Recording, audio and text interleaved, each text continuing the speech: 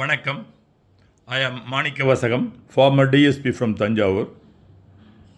சில தினங்கள் முன்பு முகநூலில் சைபர் கிரைம் பற்றிய விழிப்புணர்வு பதிவு ஒன்றை செய்தேன். அதை படித்த சில நண்பர்கள் சில கிளாரிஃபிகேஷன்ஸ் கேட்டார்கள். அதற்கான விளக்கம் இது. சைபர் கிரைம் என்றால் என்ன? Any crime committed in combination of computer and internet is called a cyber crime. அவ்வளோதான். இதில் ஃபினான்சியல் ரிலேட்டட் சைபர் கிரைம்னு ஒன்று இருக்குது, நான் ஃபினான்சியல் ரிலேட்டட் சைபர் கிரைம்னு ஒன்று இருக்குது. ஃபினான்சியல் ரிலேட்டட் சைபர் கிரைம் சொன்னால் ஆன்லைன் மூலமாக ட்ரேடிங் பண்ணுறேன்னு சொல்லி பணத்தை பிடுங்கிறது, அல்லது மொபைலில் தொடர்பு கொண்டு அவங்களுடைய ஓடிபி, அவங்களுடைய டீட்டெயில்ஸை கலெக்ட் பண்ணி அவங்களுடைய பேங்க்லேருந்து அக்கௌண்ட்லேருந்து பணத்தை எடுத்துறது, இது மாதிரி சில குற்றங்கள் cyber crimes called as financial related cyber crime.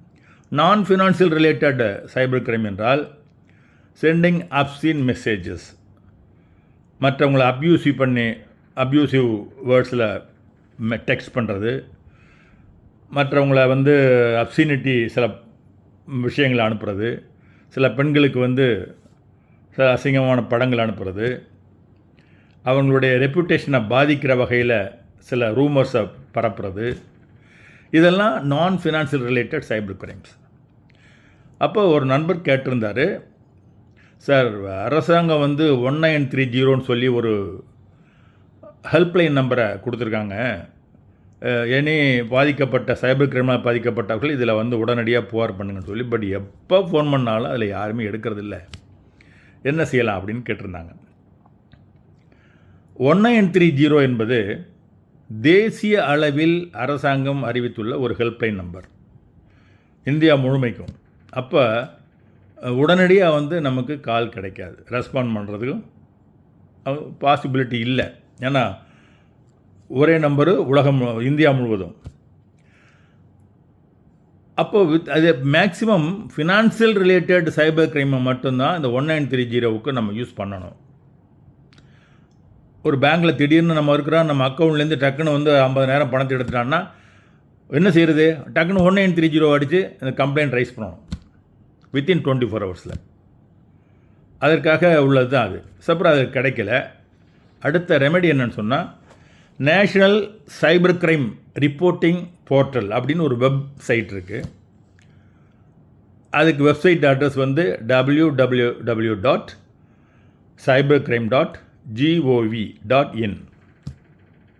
மறுபடி சொல்கிறேன், www.cybercrime.gov.in. இந்த வெப் அட்ரஸில் போயிட்டு நீங்கள் file both the crimes, financial related as well as non financial related ரெண்டையுமே நீங்கள் பதிவு பண்ணலாம். அதில் நீங்கள் அதிலே ஒரு ஆப்ஷன் கொடுத்துருப்பாங்க, ரெஜிஸ்டர் கம்ப்ளைண்ட். நீங்கள் அடுத்த ஸ்டேட்டஸ் தெரிஞ்சுக்கிறதுக்கு என்ன பொசிஷன் எல்லாமே அந்த ஆப்ஷன் அதிலே இருக்கும். நீங்கள் அந்த வெப் அட்ரஸில் போயிட்டு ரெஜிஸ்டர் கம்ப்ளைண்ட்ங்கிற ஆப்ஷனில் போயிட்டு பண்ணிவிட்டு நீங்கள் கம்ப்ளைண்ட் ரெஜிஸ்டர் பண்ணிவிட்டு நீங்கள் சப்மிட் கொடுத்துட்டீங்கன்னு சொன்னால், அதற்கு பிறகு இட் வில் பி இமிடியேட்லி, எல்லாமே ஆன்லைனில் பண்ணுறதுனால லேட் பண்ண மாட்டாங்க, immediately it will be forward to the respective district, respective அந்த ஸ்டேட்டுக்கு, ரெஸ்பெக்டிவ் டிஸ்ட்ரிக்ட்டுக்கு ஃபார்வர்ட் பண்ணிடுவாங்க. இப்போ உதாரணமாக நீங்கள் தஞ்சாவூரில் ஒரு கம்ப்ளைண்ட் பண்ணியிருக்கீங்கன்னு சொன்னால், தஞ்சாவூரில் ஒரு டிஸ்ட்ரிக்டில் எவ்ரி டிஸ்ட்ரிக்ட் ஹெட் குவார்ட்டரில் ஒரு சைபர் கிரைம் விங் ஒன்று இருக்குது, ஒரு இன்ஸ்பெக்டர் தலைமையில். அதுக்குன்னு ஒரு டீம் இருக்கிறாங்க. அங்கே வந்த உடனே அவங்க they will proceed preliminary enquiry. ஒரு ப்ரிலிமினரி என்கொயரியில் அதில் ப்ரைமா ஃபேஸியா இருக்குது அப்படின்னு சொல்லி சொன்னால், தென் அந்த யார் சைபர் கிரைம் அந்த கம்ப்ளைண்ட்டை லாட்ஜ் பண்ணாங்களோ அவங்க நம்பரில் உடனே கால் பண்ணுவாங்க. மெட்டீரியல் எவிடன்ஸ் தேவைப்படுது, டாக்குமெண்ட்ஸ் தேவைப்படுதுன்னு சொன்னால் தே வில் சம்மன், வாங்க என்னென்னு இதை பற்றி கொடுங்க, ஃபர்தர் இன்வெஸ்டிகேஷன் தேவைப்படுதுன்னு சொல்லி கூப்பிடுவாங்க, அவங்களே கூப்பிடுவாங்க. These are all the facts which are mostly required for every citizen. Thank you so much.